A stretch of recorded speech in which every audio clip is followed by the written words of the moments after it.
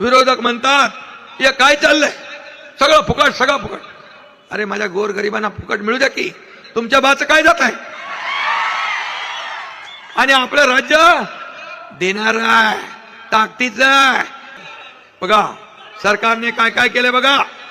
अरे 2 वर्षात काय केलंय बघा. 2.25 वर्षात गरिबांना रेशन फुकट, महिलांना गॅस फुकट, मुलींना उच्च शिक्षण फुकट, आजारी लोकांना 5 लाखांचा उपचार फुकट, शेतकऱ्यांना 1 रुपयात पीक योजना, पीक विमा, शेतकऱ्यांना वीज बिल फुकट, लाडक्या बहिणींना आता 1500चे 2100 केले, वयस्कर माणसांना एसटी प्रवास फुकट, महिलांना एसटीचं अर्ध तिकीट, शेतकऱ्यांना पंतप्रधानांचे 6 आणि राज्याचे 6, विद्यार्थ्यांना स्टायपंड, तालुक्यातल्या शेतकऱ्यांना 168 कोटी जळीत अनुदान फुकट, मागासवर्गीय गरीब शेतकऱ्यांना विहीर फुकट, मुख्यमंत्री सहायता निधी मागच्या मुख्यमंत्र्यांनी फक्त 4 कोटी दिलेला, मी 350 कोटी रुपये दिला.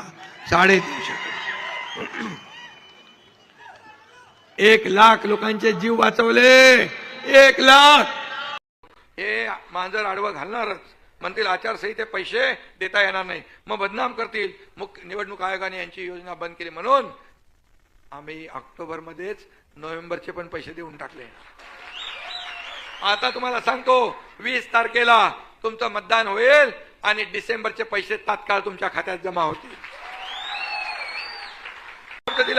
आम्ही शब्द दिला लाडक्या बहिणींना 1,500वर ठेवणार नाही. आम्ही आमच्या वचननाम्यात 1,500च्या ऐवजी 2,121 रुपये आम्ही केले. म्हणाले तुम्ही कुठून पैसे आणणार, याला विचारत होते कुठून आणणार. आता त्यांनी आपलीच योजना चोरली आणि म्हणाले आम्ही 3,000 देणार. आणि खोटी हे पसरवत आहेत की मोबाईलमध्ये मेसेज आला आहे 3,000 मिळाले म्हणून, त्याच्यावर कंप्लेंट करा. आचारसंहितेकडे हे दिशाभूल करतायत, फसवतायत. पैसे आलेत का 3,000? मग तुमच्या आता म्हणजे आम्ही तर दिले 5 हप्ते, तुम्ही दिले का?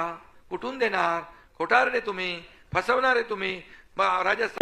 सरकार हफ्ते हमारी बहनों के खातों में भरने वाली सरकार है. 5 हफ्ते हमने भर दिए.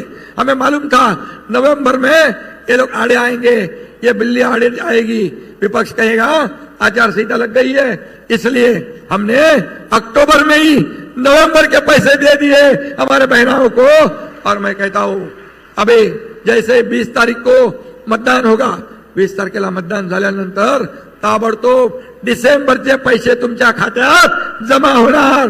हा शब्द आमचा. कोर्ट लाडक्या बहिणींना मी विचारतो, आतापर्यंत एवढ्या वर्षामध्ये तुमच्या खात्यात 1 रुपया तरी आला होता? आणि माझ्या लाडक्या भावांना